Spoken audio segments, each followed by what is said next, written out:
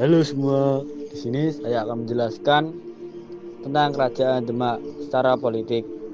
Kerajaan Demak merupakan kekuasaan terbesar di Jawa, mengakhiri dominasi panjang Majapahit dan ekstensi penguasa Sunda yang secara konsisten berdiri sejak abad ke-6 Masehi. Kerajaan Demak menempatkan adipati-adipati sebagai perpanjangan tangan sultan. Wilayah seperti Surabaya, Tuban, dan Madiun memiliki adipati-adipati yang cukup berpengaruh. Kerajaan Demak juga pertama kali bersentuhan dengan imperialisme barat. Berdirinya Demak pada abad ke-16, kemudian dilanjutkan dengan pendudukan Portugis di Malaka. Direbutnya Sunda Kelapa pada tahun 1527 adalah salah satu upaya untuk menguasai seluruh pesisir utara dan menangkal kedatangan Portugis di Jawa. Raja-raja Kerajaan Demak. Raden Patah. Raden Patah merupakan pendiri Kerajaan Demak. Dia adalah putra Raja Majapahit dari istri seorang perempuan asal Cina yang telah masuk Islam. Raden Patah memimpin Kerajaan Demak pada 1500 hingga 1518 Masehi. Di bawah kepemimpinan Raden Patah, Kesultanan Demak menjadi pusat penyebaran agama Islam dengan peran sentral Wali Songo. Periode ini adalah fase awal semakin berkembangnya ajaran Islam di Jawa. Kedua, Adipati Unus.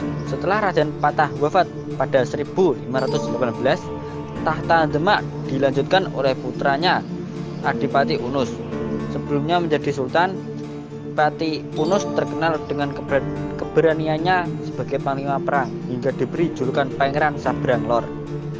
Dikutip dari buku Runtuhnya Kerajaan Hindu Jawa dan Timbulnya Negara-negara Islam di Nusantara, karya Slamet Muljana, pada 1521 Pati Unus memimpin penyerbuan kedua ke Malaka melawan Portugis. Pati Unus gugur dalam pertempuran tersebut, kemudian digantikan Trenggana sebagai pemimpin ketiga Kesultanan Demak. Sultan Trenggana berkuasa pada tahun 1521 sampai 1546 Masehi. Sultan Trenggana membawa Kesultanan Demak mencapai periode kejayaannya. Wilayah kekuasaan Demak meluas hingga ke Jawa bagian timur dan barat.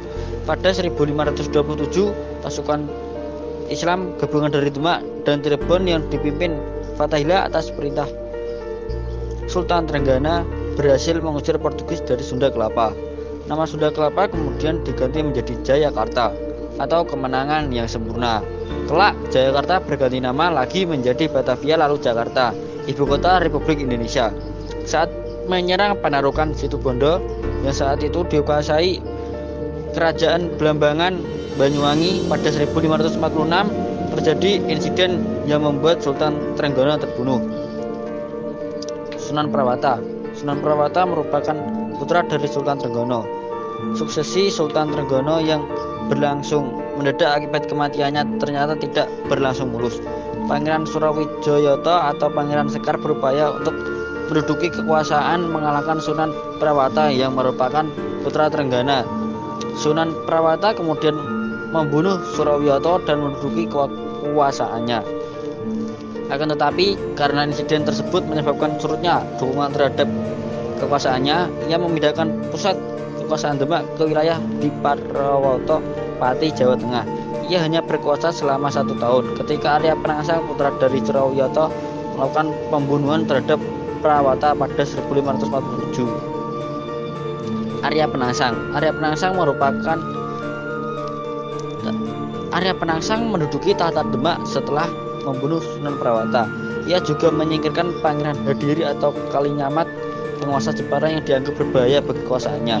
Hal ini menyebabkan tidak senangnya pada Adipati Demak, salah satunya Hadiwijaya dari Pajang. Hal ini menyebabkan pindahnya pusat kekuasaan Demak ke Jipang, wilayah kekuasaan Arya Penangsang. Meski begitu, Arya Penangsang berkuasa sampai dengan tahun 1554.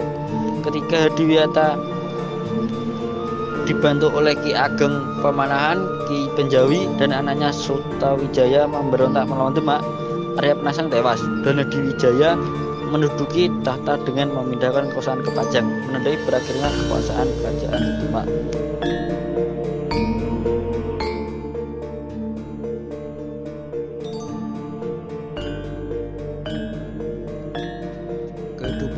ekonomi dikutip dari buku Sejarah 8 Kerajaan Terbesar di Indonesia oleh Siti Nur Aida dan tim penerbit KBM. Kerajaan Demak terletak di pesisir utara Jawa, sehingga sumber ekonomi utama masyarakat Demak adalah perdagangan laut. Tidak adanya kerajaan sahabat di Jawa juga menjadi faktor mengapa kerajaan Demak sangat aktif berdagang di laut. Pada masa kejayaannya, kerajaan Demak menguasai pelabuhan utama seperti Surabaya, Madura, Tuban, Semarang, Jepara, Cirebon, dan Sunda Kelapa. Selain itu, kabupaten-kabupaten di pedalaman seperti Madiun, Kediri, Malang, Pati, dan Padang juga merupakan sumber utama pertanian dan peternakan sebagai komoditas berdagang. Beras Jawa merupakan komoditas seperti dalam perdagangan internasional di Nusantara.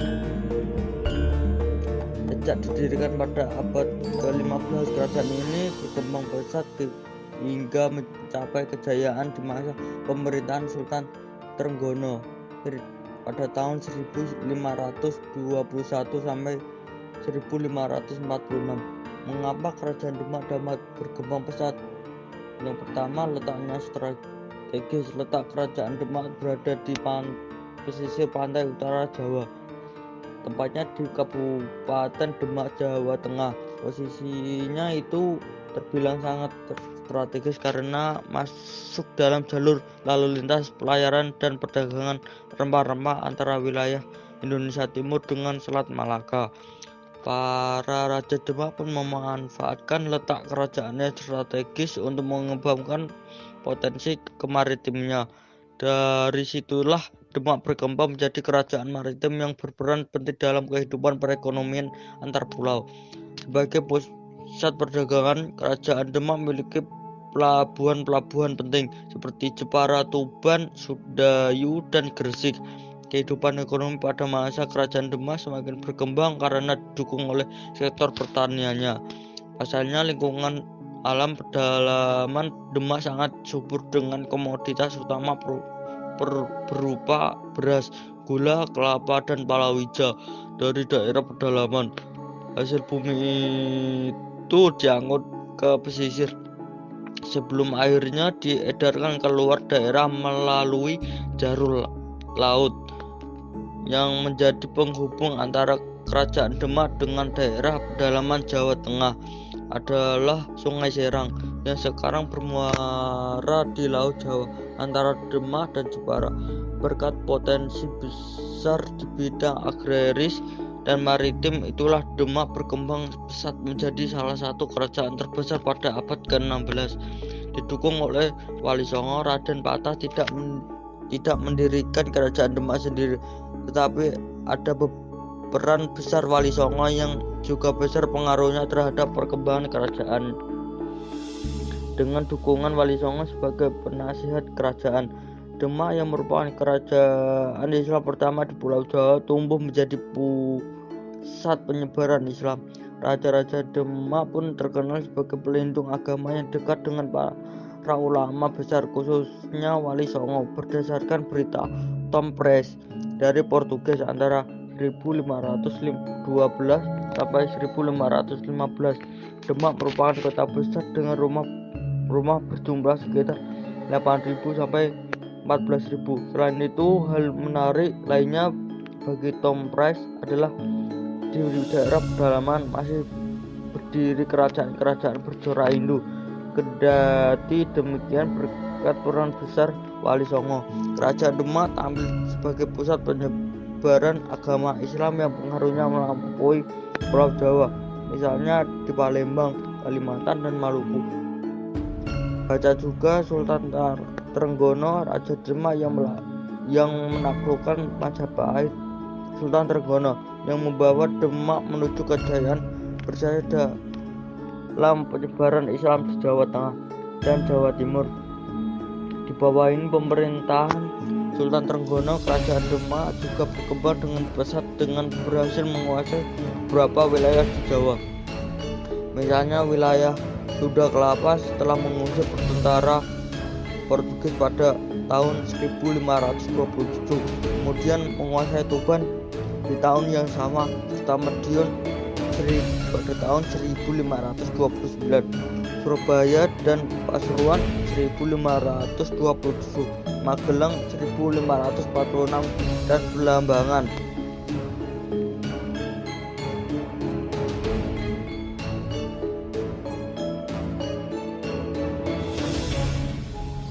Penyebab dan latar belakang keruntuhan Kerajaan Demak. Kematian Adipati Unus ternyata menjadi awal dari perselisihan keluarga kerajaan.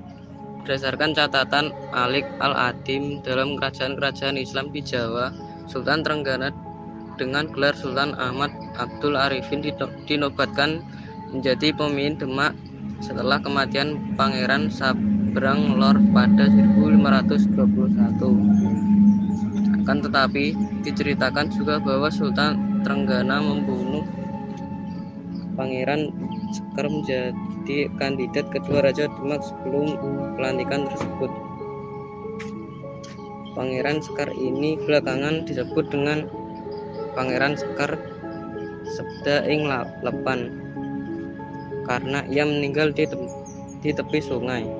Dalam jurnal konflik politik Kerajaan Demak setelah wafatnya Sultan Trenggana tahun 1546 sampai 1549, Muhammad Yusuf Sumarno dan Sri Handayani menyebutkan Pangeran Sekar dibunuh melalui tangan Sultan Prawoto, anak Sultan Trenggana yang menitahkan seorang utusan.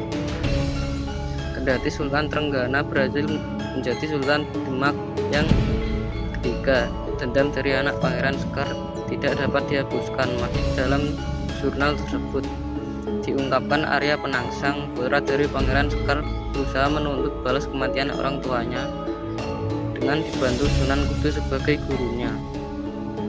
Berita kematian Sultan Trenggana tersiar pada 1546 Masehi menurut H.J. Digraf dan Th. Picaud dalam Kerajaan Islam pertama di Jawa. Trenggana meninggal karena ditusuk anak umur 10 tahun. Kejadian sebenarnya bocah tersebut sedang menguping rapat perang dan mendapat teguran dari Raja Demak. Pada akhirnya bocah itu malah menusuk dada Trenggana dengan pisau hingga tewas. Sultan Prawoto sebagai ahli waris raja ketiga kini menempati posisinya sebagai pemimpin keempat Kesultanan Demak. Melalui catatannya, Manuel Pinto yang berasal dari Portugis mengungkapkan kepala Demak baru ini berniat menyebarkan agama Islam di seluruh Jawa. Dari cita-citanya ini, akhirnya ia lebih terlihat seperti seorang pemuka agama dibanding pemimpin sebuah kerajaan. Bahkan, hal tersebut menyebabkan beberapa wilayah kuasa Demak melepaskan diri dan menjalankan pemerintahan secara independen. Green Bayu Aji dalam Ensiklopedia Raja-Raja Jawa dari Kelingga hingga Kesultanan Yogyakarta mendedah kisah dan biografi para raja berdasar fakta sejarah mengungkapkan Arya Penangsang diperintah Sunan Kudus untuk membunuh Sultan Prawoto dan mendapatkan kembali tahta Raja Demak. Dalam menjalankan aksinya, Sunan Kudus merekomendasikan Rangkut kepada Arya Penangsang. Pada 1547, Rangkut berhasil membunuh Prawoto beserta istrinya. Akan tetapi, pembunuh tersebut juga mati di tempat kejadian perkara. Akhir keruntuhan Kerajaan Demak. Dendam dari Arya Penangsang akhirnya sudah terbalaskan dan ia resmi menjadi Sultan Demak kelima. Namun, anak Prawoto yang bernama Arya Panggiri malah melanjutkan tali dendam tersebut karena kedua orang tuanya mati dibunuh Arya Penangsang. Kasus ini semakin rumit ketika pembunuhan bukan hanya dilakukan pada Prawoto, namun juga Raja Jepara yang meninggalkan istri bernama Ratu Kalinyamat yang masih masuk saudara Raja keempat Demak. Dari kejadian yang dinilai kejam ini, akhirnya beberapa kerajaan di bawah kuasa Demak memutuskan untuk memberontak pada 1554. Seorang tokoh yang terkenal bernama Hadiwijaya dan Jaka Tingkir dari Kerajaan Pajang. Ternyata sebelumnya Ratu Kalinyamat meminta bantuan juga kepada Hadiwijaya untuk membalaskan dendam. Pada akhirnya Arya Penangsang menemui ajal karena ditusuk Sutawijaya, anak angkat Hadiwijaya, ketika pemberontakan itu. Menurut Ahwan Mukarram. Dalam kerajaan-kerajaan Islam Indonesia, Umar Kesultanan Demak juga berakhir saat itu. Lalu wilayah kekuasaannya diambil alih Kerajaan Pajang yang dipimpin Hadi Wijaya.